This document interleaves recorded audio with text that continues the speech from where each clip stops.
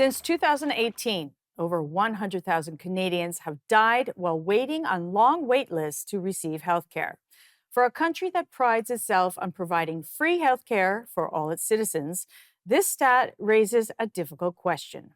Why are so many people still not receiving timely healthcare despite the highest increase of spending on healthcare yet to date? Welcome to A Healthy Dose. I'm Julie Stautland, and today we take a look at Second Street's documentary entitled The Greater Good, which explores patient suffering in Canada's healthcare system and challenges the idea that long wait times and limited access are justified for the greater good.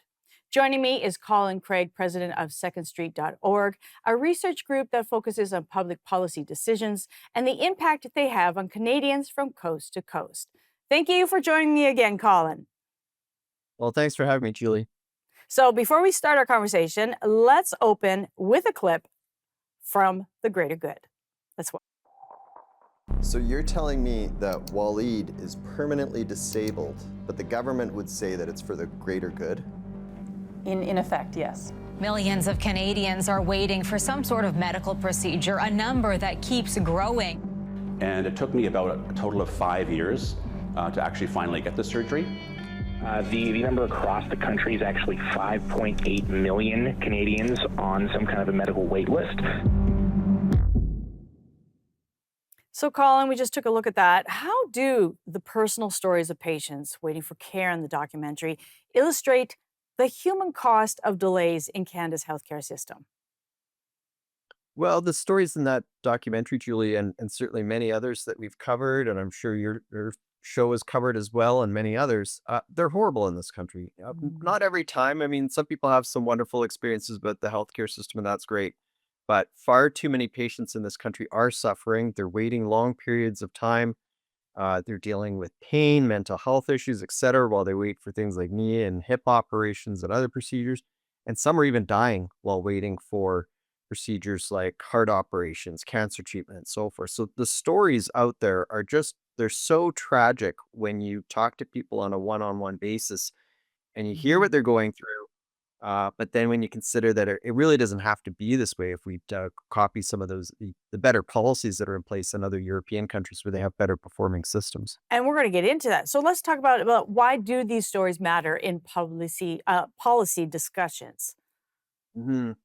Well, we often throw around big numbers. I mean, you had Mhm. cited some of our research at the beginning there. 100,000 Canadians have died on waiting lists since 2018. That's a lowball estimate, by the way. I mean, A low that's ball, and that is ridiculous. That's a low ball estimate. Yeah, it's based on incomplete data. And just to be clear with your viewers, it covers a wide array of services, everything from someone waiting for a heart operation to a knee operation. A Mm. knee operation, it's probably not going to cost you your life, but it certainly Certainly impacts your affects your quality. quality. Yeah, it affects your quality of life. And, it can actually contribute to a premature death, right? If Mm, you have very painful knee problem and you're no longer active and walking and getting exercise, well, not getting enough exercise can contribute to health problems sure. that do cost you your life. So, behind all these numbers are everyday people, and Mhm. it's just not acceptable what's going in this country. So, in what ways do the featured patient experiences challenge the notion that individual suffering is acceptable in a universal healthcare model?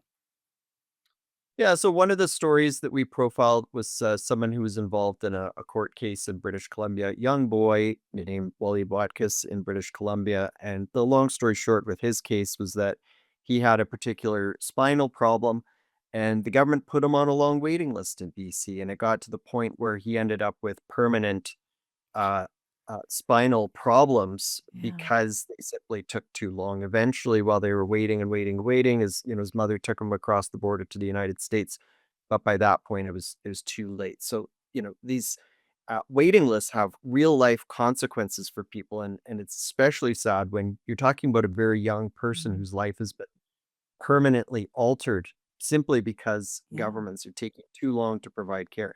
And I will note, governments take the money from people. They have no mhm, problem doing that. They're mm. constantly taxing us very high amounts in this country. But when it comes to the accountability side, actually providing services, they have been laggards in that area too often. All right. Well, we just barely started, but stay with us, everyone. When we come back, we'll dive deeper into this important topic. Stay with us.